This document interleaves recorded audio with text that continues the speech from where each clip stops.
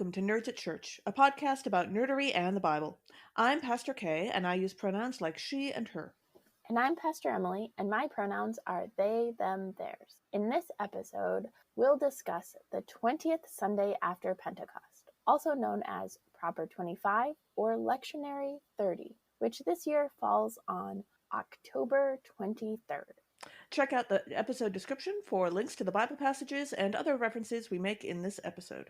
So our deep dive today is on desolation and various types of environmental devastation. Now, we've learned our lesson about deep dives in that we can only cover so much, and we know perfectly well that we do not have time to cover drought, fires, floods, earthquakes, mudslides, avalanches, tsunamis, blizzards, and extreme heat and cold, along with anything else that we're just not aware of because we are both used to the Midwest and just expect tornadoes to be the standard option. Oh, I didn't even think of tornadoes. Tornadoes and hurricanes. Yes, and hurricanes and all sorts of other things, I'm sure. We don't have time to cover all of those, but one of them does show up in one of our readings for today. So that is drought. So the context for our Jeremiah reading is that the land is in drought, and Jeremiah is expressing contrition on behalf of the people to God because of the drought. And drought is a really big deal right now, especially as the climate is changing. Drought becomes more common in some places, just like flood becomes more common in some places, all of that stuff. And we'll link to a couple websites, one of which is a place where you can actually go and find out where droughts are currently occurring in the United States. And it even they have a new thing, so you can see how reservation borders and boundaries match up or don't match up with those, which is particularly interesting because of the history of the United States giving Native people terrible land. Yeah. But, so it's really worth it to find out where the drought is. It's really fascinating to look at. And there are actually like four main types of drought. So there is the meteorological drought, which is kind of what we think of when we think of drought. Mostly it's the degree of dryness and the length of the dry period is how they measure the meteorological drought. So that's how dry is it and how long has it been that dry. And I believe that's when you look at the map of drought in the United States, that's what they're measuring, because then that informs the other types of drought. So another type of drought is the hydrologic drought, which is a measurement of how the meteorological drought impact the deficits on the water supply, right? So when it doesn't rain, when it gets dry, how do lakes and reservoirs and underwater like natural reservoirs and all of that, how much do they decrease? How much do they disappear? Sure. Like if the water table suddenly drops, that's going to have an impact on whether or not your basement is going to leak that spring. That kind of thing. It's true. It also, might bring back some of the historically predominantly Black towns that humans decided to drown in water by making them into reservoirs. There's a great Amber Ruffin segment on that we will definitely link to because you just need to know. Another type of drought is an agricultural drought. So it is how much the meteorological and the hydrologic droughts impact agriculture. So that's crops, that's animals, all of that stuff. When it is drier, it is harder to grow crops. When the water table levels decrease, it is harder to keep crops growing well. There's more soil erosion. It's harder to make sure that animals have enough, all of that stuff. Sure.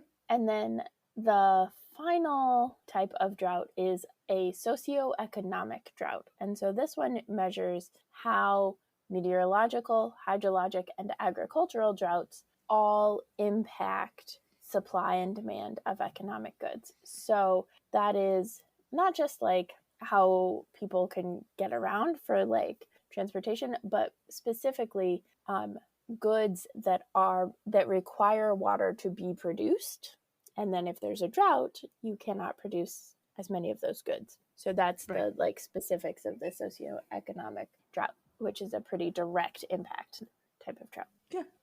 So there's a lot of like, what is a drought? You thought it was simple. You were wrong. Okay, to be fair, I thought it was simple. I was wrong.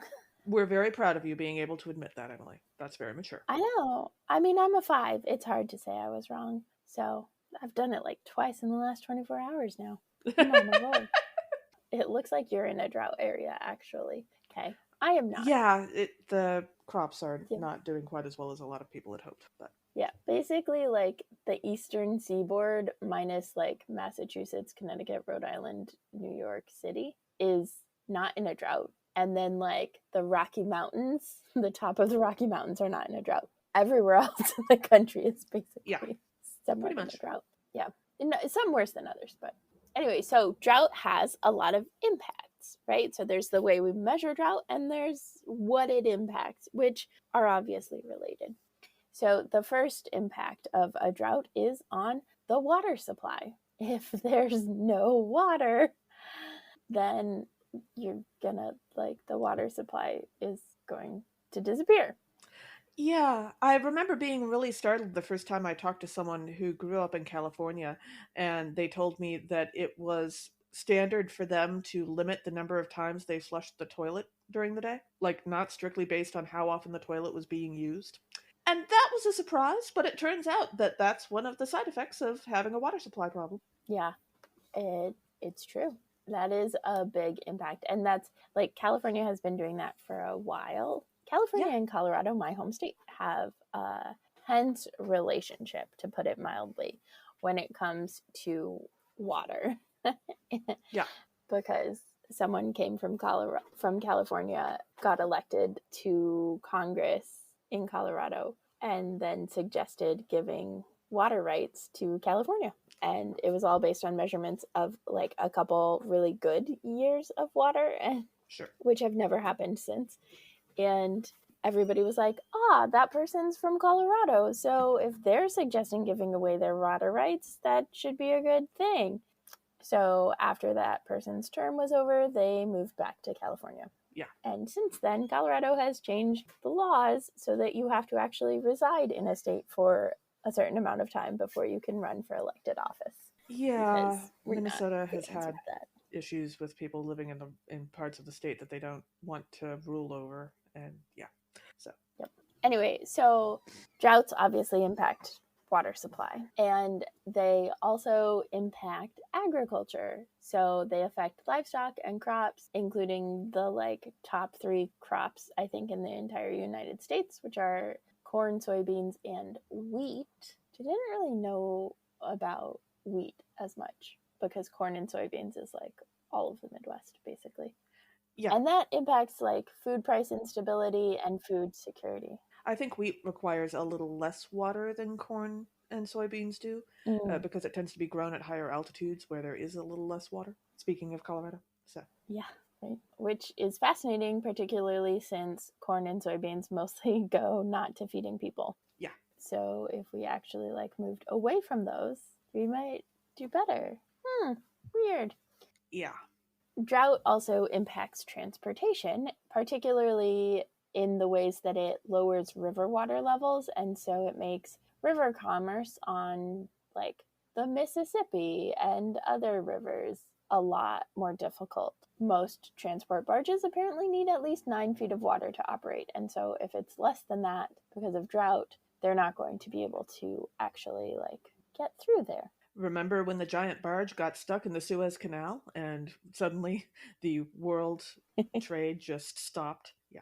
Yep, that's what I was thinking. There's actually one of the early episodes of the most recent season of What We Do in the Shadows has a particular thing about that actual ship, which is hilarious. And it turns out that actually barges get stuck in there pretty often. It's just that one got well known because it was stuck there for so long. Usually they can get them out in the course of a few hours. But yeah. And then it also impacts, in addition to transportation, and it impacts transportation because if a fire starts because of a drought and extra dry vegetation, that frequently will close roads, and that obstructs transportation as well. Drought also impacts energy, not only from hydroelectric energy, which is probably the most obvious of things, but it also impacts other forms of energy like nuclear energy, because water is used to keep the unstable nuclear elements, whatever, cool so that they don't explode. Sure. So when there's not water, they can't stay cool. And then it also finally impacts public health. It can concentrate pollutants in the water. If the water's not flowing as much, pollutants get kind of stuck and backed up in rivers and streams, which impacts the cleanliness of drinking water and water used for recreation. It threatens, so that's like a direct threat to water quality. And it increases the likelihood for wildfire, and wildfires increase and exacerbate chronic respiratory illnesses like asthma, because you're inhaling smoke, which is bad for your lungs and your body. Well, and I would imagine that if there's less humidity in the air in general, that's also going to increase asthma problems or breathing problems, because it's going to dry people out, and you'll have more particulates in the air because they're not getting weighed down by water and falling to the ground. Yeah, I think that makes sense. It's a little bit complicated when it comes to fires, because if it's water in the air, then that can be a fuel because it's oxygen. Yeah. But yeah, in general, I think, yeah, it because like I've been noticing that I'm sneezing bit, a lot more because the air is drying out here, and also it's the season where people are burning leaves, and so there's a bunch of junk in the air, and everybody's sneezing more. Yeah, and part of that is you need a good rain. Like we just had a big rain, and that was really helpful for us here in Baltimore. Yeah. So all this desolation and devastation of the environment because of drought, which is just one facet of climate change. And when it comes to climate change, the response to climate change is climate justice. So we would be remiss if we didn't give you some sort of something that's a way to help counter that. But before we get into that, I do want to also mention, so we're specifically doing this because of the connection to Jeremiah, but there's a drought happens a variety of times throughout scripture, including it happens towards the end of Genesis when Joseph is almost killed, but instead sold into slavery and enslaved by their siblings. And then there are dreams that Joseph appropriately interprets, and they say, hey, you're going to have feast for 7 years, and then you're going to have famine for 7 years. So prepare yourselves. But that's probably like the most famous drought/famine. Sure. And then there was the one during Elijah's time, and he met the widow of Zarephath. Yes. And several others, I'm sure. So when it comes to climate justice, one of the ways to address that is growing in popularity is called the Land Back movement, which is simply to say that indigenous peoples had control over the North American continent for thousands of years before the white people got here, and they knew what they were doing and still do know what they're doing, and if we allow them to both inform and also control how we manage our environment in order to better react to climate change and the changes that that's bringing about in our environments, that is going to make a lot of difference. Sometimes this is mischaracterized as simply giving all of the North American land back to indigenous tribes. I'm not saying that would be a terrible idea, because I'm not, and we're not saying that that's not the right thing to do. Yeah, but that's not really what the heart of the movement is about, is my understanding. It's more about, we have these people who have been experts for hundreds of generations. Let's actually listen to them for a change. So Yep. It's actually on like lists of how to best combat climate change. It is what was for me surprising, but it is high up on that list. Like, yeah, corporations definitely hold the most responsibility for harming the environment in terms of climate change. Individual actions have a rather small amount to do with it, except for having unless a kid. you want a private have jet. a kid. If you own a private jet, maybe. But like having a kid is the biggest impact a person can have Well, yeah, negatively that on too. the environment. But corporations have huge negative impact. One of the best positive impacts is to give control of the land and the wisdom of that back to native peoples. So, Yeah. do the things. Also, like if I have a choice between indigenous peoples or corporations having control over most of the land in the United States, I know which way is actually going to like benefit my life in the long run. Mm-hmm. Mm-hmm. So, And then another group that has come up in, I guess they've been around now for a while. Time is a construct. So, we're still in a pandemic. Time is yeah, imaginary. yep. It's fine.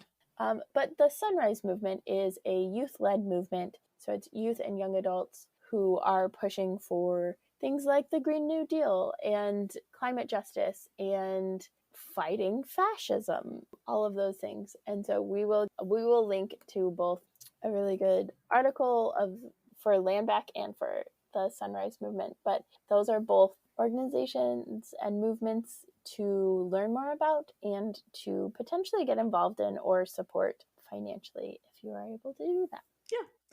And finally, something to consider as we work for climate justice is environmental racism, which is to ask yourself what lands are being impacted by oil pipelines, or where Mm-hmm. are the landfills being put, or which communities are not properly being allowed to invest in their infrastructure and therefore don't have clean water, or which communities are allowed to have ordinances that protect their citizens from, say, really nasty things being added to their local water supply or into the air, or even as simple as which communities have lots of trees planted in them as on public land, like on Mm-hmm. boulevards and streets and such, and which don't have any trees at all.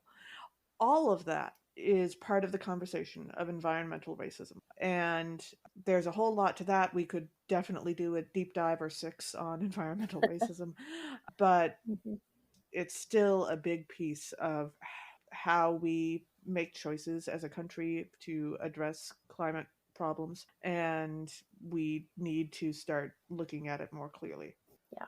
Yep. It is bad. And um, one of the things that I think is particularly poignant is when we're thinking about landfills, right? The number of landfills, Mhm. the number of garbage trucks, waste management trucks that go Sanitation through engineers. particular communities, is we can now also look biblically at landfills, right? Landfills were outside of town in the Bible. Landfills were outside of town, and there's a place called Gehenna, which frequently gets translated more as like hell, but it's really the dump. It's a Yeah. town dump, the And landfill to be outside of fair, it was pretty unpleasant and often on fire, so like it's easy to understand where people got that idea. But no, Yes. it's just a landfill. Yeah. Yeah. But that gives a good picture of the impact of landfills on a community, right? That Yeah. literally it's the best example that they had of like hell. What hell was like. Yeah. So in that case, maybe we want to be a little more careful about them. Yeah. Yep. So, And do as that. we think about climate justice, I couldn't help but be reminded of our gospel reading today, which is the Pharisee and the tax collector who go to pray, because they kind of remind me of the two main approaches I seem to keep finding to climate justice. There's the approach of course, I'll be fine. I have nothing to worry about. This isn't going to change my life. I And can fly on my new spaceship to Mars. sure, or have several private jets. And then there are the folks who are like, yikes, bad, very bad. Oh no, it just all disaster, all horrible things all the time. Everyone's about to die. When really the better approach is somewhere between those two places. Like we still can make things better. We still can improve things. Mm-hmm. But yes, it is a serious problem. So, Yeah. Yeah. We're getting a lot closer to the yikes, oh bad, very bad, oh bad, no. oh no, but we're not quite there yet. There, Yeah. and as people of faith, there is always time to do better, right? That's Yeah. the whole Martin Luther quote that may or may not be true of if I knew the world was dying tomorrow, I would plant a tree Sure. today. And also, like, science is amazing, and we keep finding new. I feel like there's a news article every like 6 months or so about a school child who has invented a new way to clean plastic out of the ocean, or Hmm. a teenager who has invented a tool that will help clean the air in their community for the next 5 years or something. And if literal children are doing work that good, then why can't we fix this already? It's Yeah. Yep. I would say it's not rocket science, but like I'm imagining at this point that there probably are rockets that could be useful.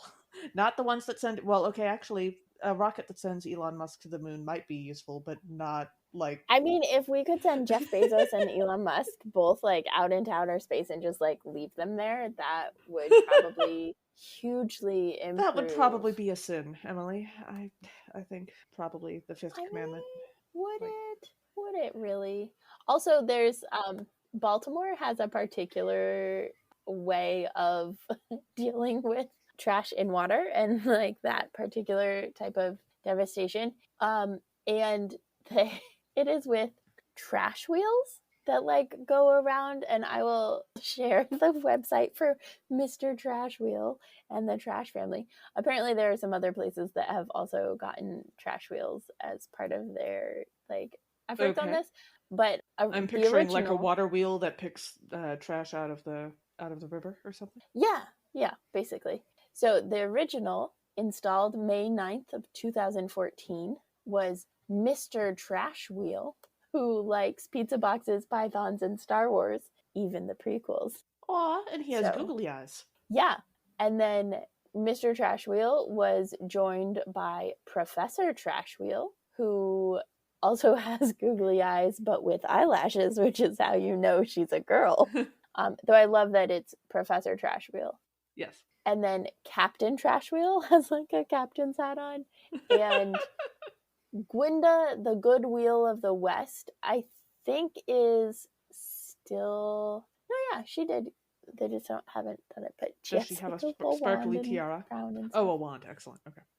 Yeah. So she's in Gwyn's Falls, so Gwenda. Sure. But yeah, she likes anything purple, astrology, Erica Badu, The Wizard of Oz, TLC, Ouija boards, and Hermione Granger. Dislikes the Salem witch trials. Nice. Yeah.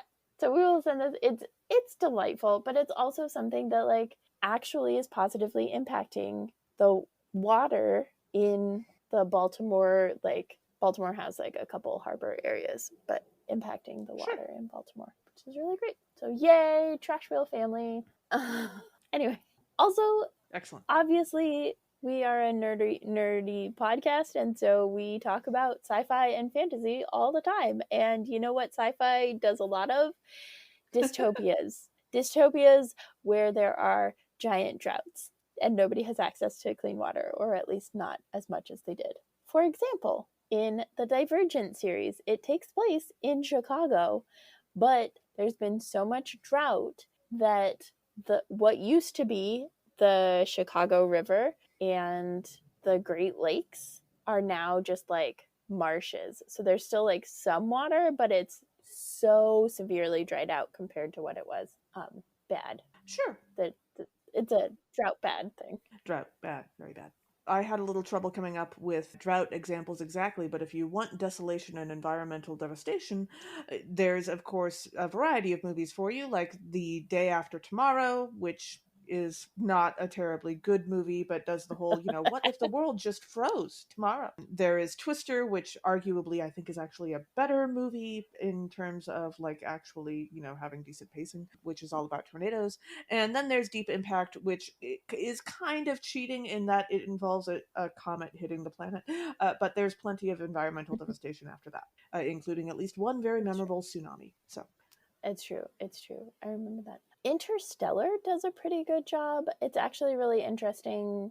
Interstellar starts off with people, and it's unclear what they're talking about. And within the movie, they're talking about the drought and the disease that is killing all of the crops one by one. sure. And they're down to like, they can grow okra and that's like it. But really, there's one person who's like on these pre-recorded things that's a character in the movie. The rest of them are actual stories that people have told from the Dust Bowls, which is when a lot of the drought and devastation happened in the Great Plains area, Yeah, the middle in the of 30s and the 40s. United States. Yeah. So I thought that was like a particularly brilliant way of doing it, because it connects this fictional dystopic future with like, this is a pattern. This has happened already and will Yeah. just keep happening. And while we're at it, not a book I've read, unfortunately, although I do keep meaning to get around to it, but the book Grapes of Wrath by John Steinbeck is based Mm. on the Dust Bowl and is apparently banned quite often because of all of the statements in it about the evils of corporations and a profit drive in the face of people, literally starving to death. And so that sounds like a gospel message to me, but Mm-hmm. I was reading about that the other day. Yeah. And then, of course, if you want the ultimate fix for climate change, there's always terraforming. Star Trek was very fond of that concept, and I especially remember in the first couple of Star Trek movies, not the ones within the last 20 years, the ones that go back further than that, the ones that had the original, Shatner, Kirk, but the second and third Star Trek movies involved the concept of Project Genesis, which was a terraforming process that, Mm. on the one hand, it could take a planet that no humans could live on and turn it into a planet that humans could live on. On the other hand, it would also completely destroy whatever was already on the planet, because there's really no way to take a planet that can't support human life and turn it into one that can without like completely destroying everything that's already there. And so they had to be extremely careful with it, and it turned out to be really dangerous. Yeah. Also, The Martian does like mini terraforming. Yeah, yeah. Way to go, Matt Damon, With on potatoes. terraforming. Yeah. I have not actually seen the movie. I just read the book, but Oh, I haven't read the book, but I've seen the movie and I liked it. sure. He's I hear it was a good adaptation. Yeah, his character is much better in The Martian than his character in Interstellar. Let's just Okay. say that. The like integrity and goodness. Sure. Also, there's the board game Terraforming Mars, which is based on the world government on Earth in the 2400s sending out corporations for Mars to terraform Mars to make it habitable. So that's presumably because Earth is no longer habitable, at least not for Sure. the number of people that are expected to live there.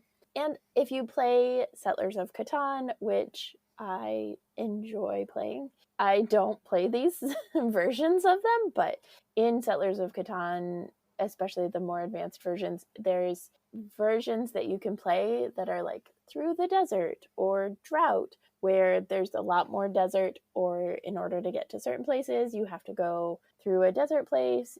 And the Sure. idea behind those is like there's not as much water, and therefore there are not as many resources, so it's a harder game, I think. Right. Yeah, speaking of games, there's also the Fallout series of video games, which is a Bethesda product that is based on the concept of after the nuclear war, and whether or not you choose to see the bugs that generally come along with Bethesda games as, just a side effect of what happens after that kind of devastation is up to you. But I understand it can help with the immersive qualities of the game. And if you've ever checked out the so-called new version of MST3K, there was a 2017 episode on a movie called Avalanche that was from the 70s, just as terrible as you would expect, and was about, strangely enough, an avalanche. Weird. Yeah. Yeah, there's a lot about devastation, desolation, environmental problems. That's because Yeah. that's what we are afraid of, because that's what is happening Yeah. to creation right now. Having those games, hopefully it helps inspire ways to combat it, to protect the environment. There's also like other games like Herbaceous, or like there are games where you grow trees, and those are just like, hey, remember creation, good, Yeah. plants, good. And that's also important. Absolutely. And now, as we dive into our readings for this episode, our first reading is Jeremiah chapter 14, verses 7 through 10 and 19 through 22. During a drought, the prophet Jeremiah confesses to God on behalf of Israel for their collective sins and asks for God to not abandon them because of the sin. So this theme of confession on behalf of a larger people is something that like we're starting to dip our toes in the church and in the government, of like apologizing for the treatment of groups of people. But Sure. the thing that came to mind for me when I was thinking about it was in Moana at the end, when she is finally figured out, oh, it's because Maui, on behalf of and in order to like earn the love of humans, has Right. stolen the heart of Te Fiti. That's why Te Fiti has become this huge monster that is Sure. like full of lava and destruction. And so she is returning the heart of Te Fiti, she's also like confessing on behalf of the people and like making amends for the harm Yeah. done. Yeah. As we jump into the verses, I read verse 8, which says, O hope of Israel, its Savior in time of trouble, why should you be like a stranger in the land, like a traveler turning aside for the night? Which made me think, okay, if God wants a road trip, like I'm sure God has earned one, that seems fair. Mm-hmm. Mm-hmm. But it seemed like kind of a strange place to go.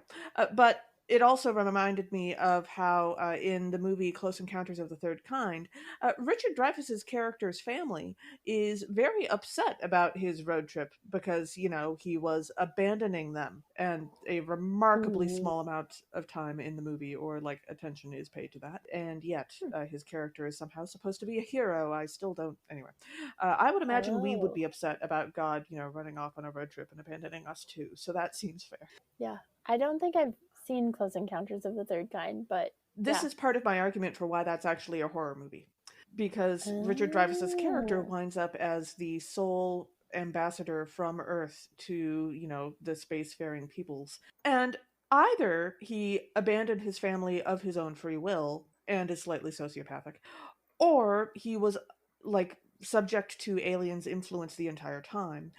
And either Mm. way, that's not a person you want as your ambassador to all the spacefaring races. That seems like a bad idea. It's not going to end well. So, Yeah, yeah, that seems suboptimal. mhm, I also looked at this verse and just keyed in on the word traveler, basically. sure.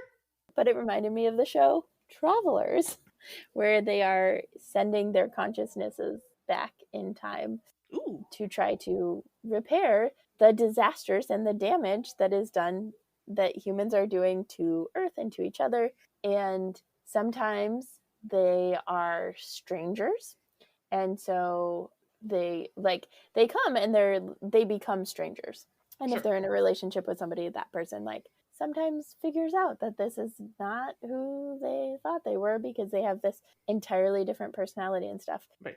But they also like definitely, because time space is so connected in changing times, they're definitely in a strange land for them, because Yes. they have not yet reached the cataclysmic catastrophe stage. Yeah. Why is it that my first thought is that, of course, if you had technology like that, as soon as the major catastrophes were averted, it would immediately turn into tourism? But uh, it did not turn into tourism, because the immediate catastrophe was that they thought was the cause of everything was averted, but then it allowed other things to take place that ah, led to other catastrophes. And so it was like the Hydra, chop off one head sure. to grow back. Yeah.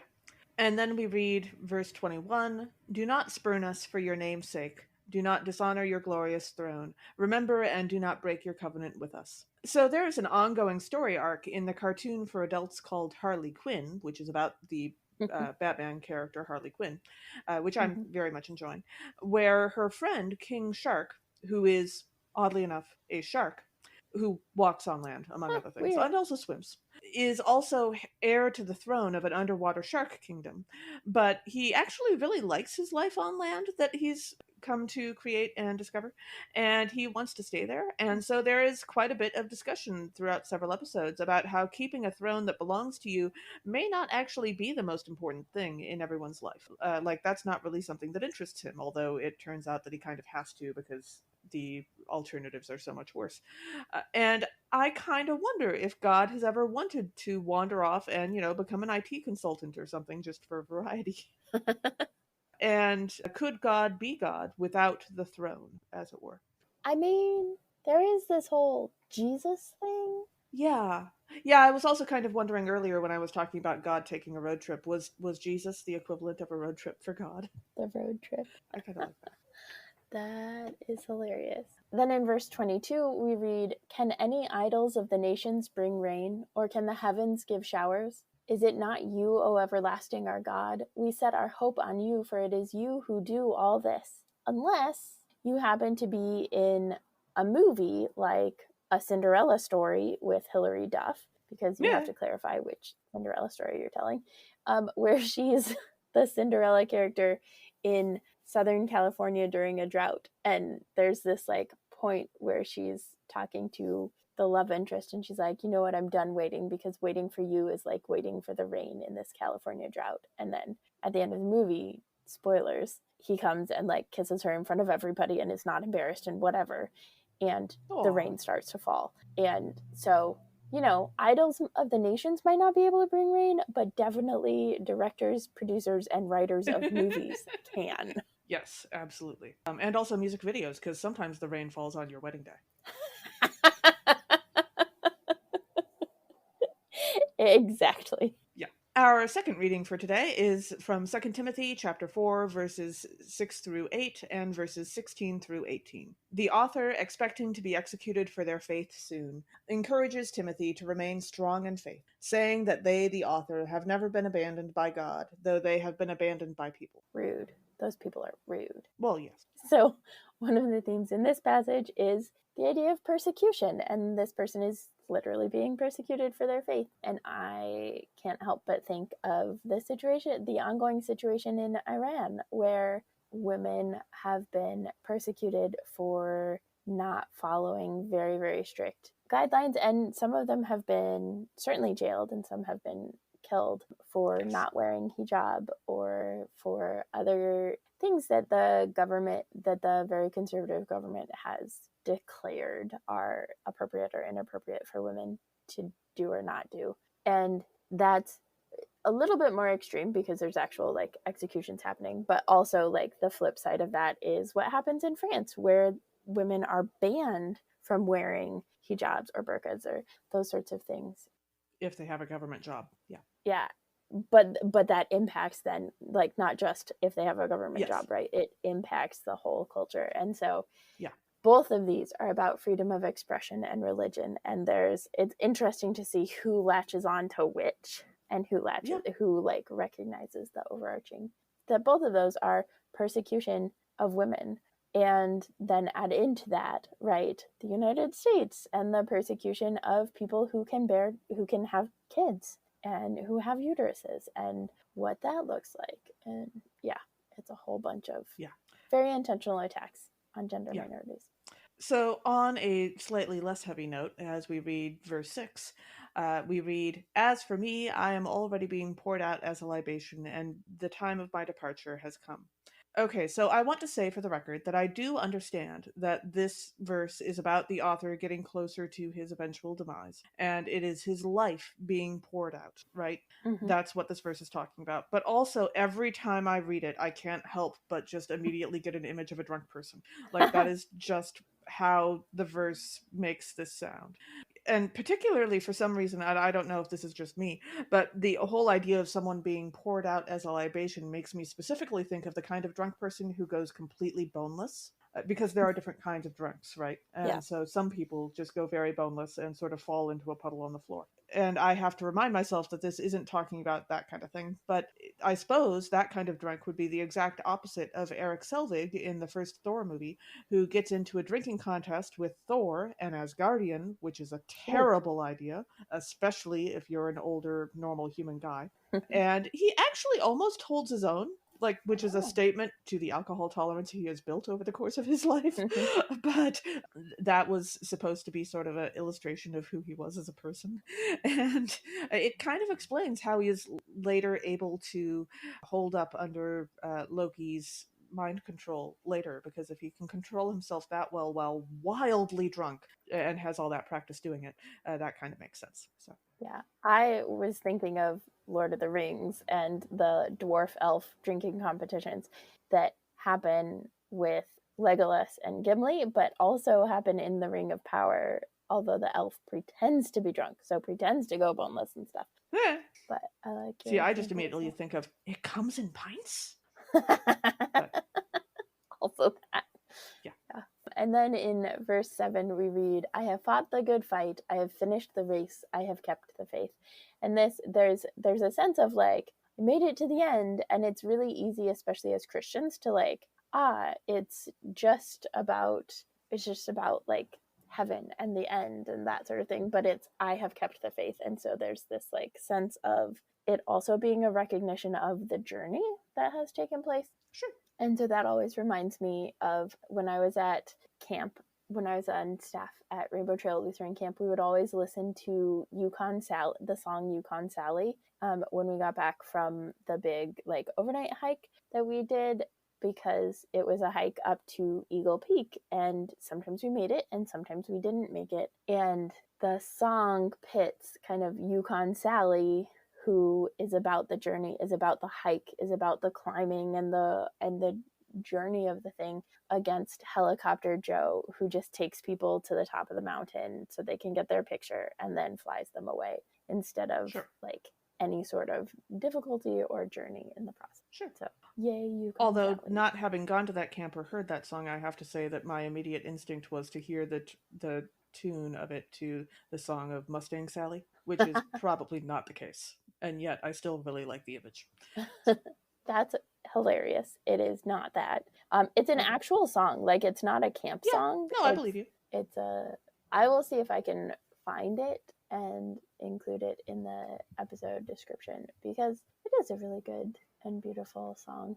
And then in verse 16, we read, at my first defense, no one came to my support, but all deserted me. May it not be counted against them. There's this like self-effacing but also like caring thing, right, where it's hard to come to somebody's defense, and yet the author's like, but don't hold it against them.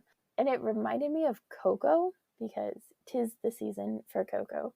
In Coco, the main character like accidentally finds his way to the land of the dead, and then in order to get back, his family has to send him back with a blessing and a petal of marigold. And so they're like, okay, you can go back, but you are not allowed to play music, because there's this whole traumatic backstory about music in the family. And so he's like, okay, goes back, sees the guitar, not 30 seconds later is back in the land of the dead because he broke the promise, and nobody is coming to his defense. Nobody is saying, yeah, you should be able to play music because you feel called to it. And then there's a whole journey that like helps everybody come around. But sure. I could totally see him saying that as well. Yeah. And then in verse 18 we read, the Lord will rescue me from every evil attack and save me for God's heavenly kingdom. To God be the glory forever and ever. Amen. So trusting in God is good. Like, I'm not objecting to that. That's fair. But also, like, you don't need to take this to an extreme in order to test God. Let's just rule that one out right now. Like, trying to avoid evil attacks and even actually defending yourself against them are perfectly reasonable options.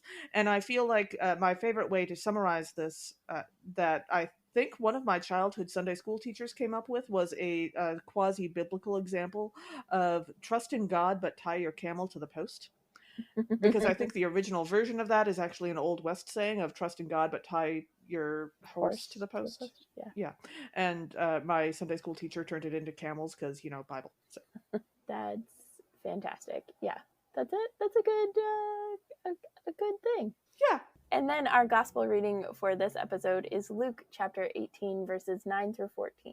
In another parable of the first shall be last, and the last first, Jesus teaches that those who rely on themselves for their righteousness are not always correct, but those who hope for God's grace will always find it. So one of the themes in this passage is the idea of isolation from community, where the one thinks so highly of themselves and thinks that they are the righteous one that pushes the community away from them, and the other, through their work as a tax collector, have pushed the community away from them, and then are like realizing that, and there's the contrition from that. And it reminded me of Doctor Who, And this idea of like the doctor is a super complicated character and not always actually evil, even though presumably the doctor is always the protagonist.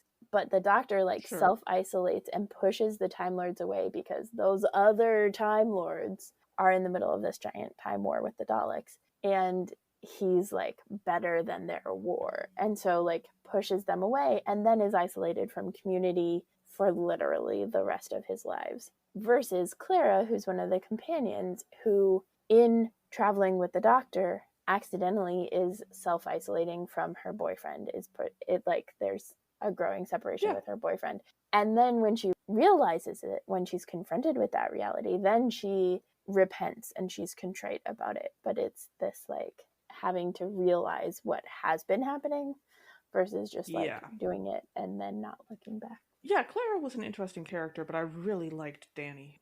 Danny, her boyfriend, was very interesting. Yeah, I like Danny too. Yeah. And then, as we jump into the verses, we read verse 10. 2 men went up to the temple to pray, one a Pharisee and the other a tax collector. So, again, Jesus was a Pharisee and was just using the examples of people that he was around at the time. So, the word Pharisee here is not something that you should use as an insult against people.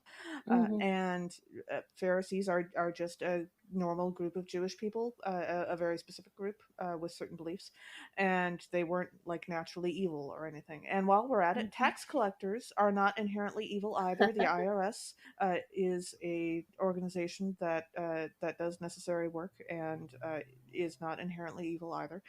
But in this particular time and place, the tax collectors in question are Israelites who are working for the Roman Empire against their own people, and therefore there's some like cultural baggage that goes with that. And essentially, what we get in this scene are two people who could not be more different if they tried. And I now want the adaptation of this story that is basically What a Girl Wants, the Amanda Bynes movie with Colin Firth, because those two arguing with each other throughout a movie would be a lot of fun. So that is fantastic. I love it. I'm here for it. Also, you can find out more about taxes in our next episode. Yay! And then in verse 11, Jesus continues the parable and says, "The Pharisee, standing by himself, was praying thus: God, I thank you that I am not like other people, thieves, rogues, adulterers, or even like this tax collector." And this sense of like these other people that the Pharisee is talking about sound a lot like the Fellowship of the Ring or like the disciples, right? You've got thieves, you've got rogues. The adulterer is a little tricky, but you definitely got a tax collector in the disciples. Sure. Yeah, but like this band of like misfits that really cool. Yeah, regarding the adulterer thing, I was just thinking, with somewhere between 12 and 70 people traveling with Jesus at any given time, like probably at least probably somebody in there. Yeah. Yeah. And then in verse 12, we read, I fast twice a week. I give a tenth of all my income. And I feel like I say this a lot, but like good behavior is not a bad thing. Like by all means, go ahead. I mean, don't give yourself an eating disorder. Please have healthy attitude towards food. But giving to charity is good and all. But you're not doing this for God. Like you're doing this for other people. You're doing this to take care of other people. You're not going to impress God with your good actions. Like I keep trying to come up with examples that show effectively how unimpressed God is with our attempts at being good, but my latest version of this is like showing up to military basic training in Starship Troopers and thinking that your drill instructor is going to be impressed that you did wrestling in high school. Absolutely not. Like, no, that is not going to impress them. They have levels of expertise that you cannot even imagine yet, and you're about to be shown all of that very effectively. So just like do good works by all means, but don't do it because you're trying to impress God, because that's not going to get you anywhere. Yeah. And then in verse 13, we read, "But the tax collector, standing far off, would not even look up to heaven, but was beating his breast and saying, God, be merciful to me, a sinner." And this is like crystal clear example of contrition, right? The tax collector is contrite, presumably about the ways that they have exploited their community and been in cahoots with the Roman Empire, which is oppressing their community. And I actually think of, so this is like a little bit ELCA specific, but uh, Kevin Knaus was a bishop of the Northern Texas, Northern Louisiana Synod of the ELCA. And when the ELCA was working on changing policy around ordination of queer people in committed relationships, he was very outspoken against that. And then just before he retired, he actually came out as gay. And there's this space There you go. that Yep. was really difficult to like navigate, particularly in the Proclaim community, which is the community of queer Lutheran rostered ministers in the ELCA, of like needing him to actually like express contrition, and then the reality that that is still just the first step. Like, be contrite, and then you actually like need your actions to line up in a new way and to change how you're acting. Sure. And now, time for our newest segment, Let's Make a Muppets Musical. Emily, do you have any thoughts on who you would like to cast? That is a good question. I definitely feel like there's some really good potential for this Pharisee and tax collector, but I'm Absolutely. not like. I mean, you could like Bert and Ernie it. Oh, that I feel like would Bert be and fun. Ernie would be a perfect casting, actually. I feel like Bert would be the Pharisee. Yeah. Yeah, and Ernie would be like the tax collector for sure. Yeah. What about you? Okay, so I have occasionally brought up the movie Emmett Otter's Jug Band Christmas before in this podcast as a Jim Henson creation, and certainly Muppet adjacent.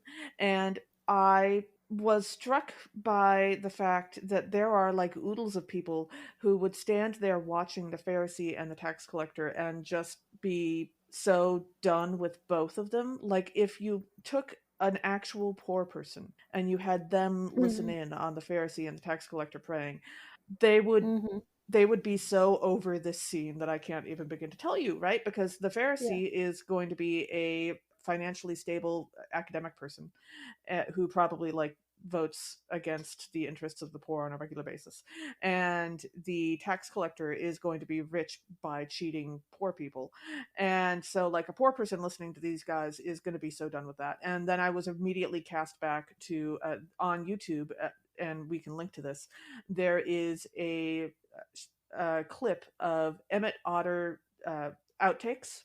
They have a blooper reel, and in particular, there was this one scene where they were trying to roll an item across the set in order to get it to fall in a very particular place. And in order to do that, they had to do all of these takes. And of course, the puppets, the Muppets had to do their lines just before the thing rolled across the scene over and over and over again. And so the guys doing that scene started doing funny reactions to the various ways that it would go badly, and it was pretty hilarious. And so you can see that on YouTube, and I would love to see the characters doing these outtakes for this scene where this, I think it's a drum, is rolling across the scene. Happen to be two poverty-stricken otters, and so I would love to put them in the background of the Pharisee and the tax collector praying and just let them say their little smart aleck comments while listening to these two guys. I think that would be excellent. Nice. Yeah. Mm-hmm. That sounds like fun. I haven't ever seen Emmett Otter's Jug Band Christmas, so I am I'll still take your word surprised for by that, but I might watch definitely the like blooper it. reel. Yeah. Thanks for joining us. Catch us next time when we'll discuss nerdery connections to the scripture readings for the 21st Sunday after Pentecost. This podcast has been produced by us, Emily Ewing and Kay Rohloff. For more fun, check us out on Twitter and Facebook at Nerds at Church, or contact us at nerdsatchurch@gmail.com. Also, if you like what you've heard, rate us or leave us a review on Apple Podcasts, Facebook, or wherever you catch your podcasts. If you want access to our uncut guest episodes and interviews, live Q&As, and more, support us on Patreon at patreon.com/nerdsatchurch. It's cheaper than making a Muppet blooper reel. It's probably also cheaper than surviving environmental devastation. That seems fair. But it's true. Those are expensive. Yes. Also, let us know on Facebook or Twitter who you would cast for Let's Make a Muppets Musical for this episode. As the ancient Christians said, Pax Vobiscum.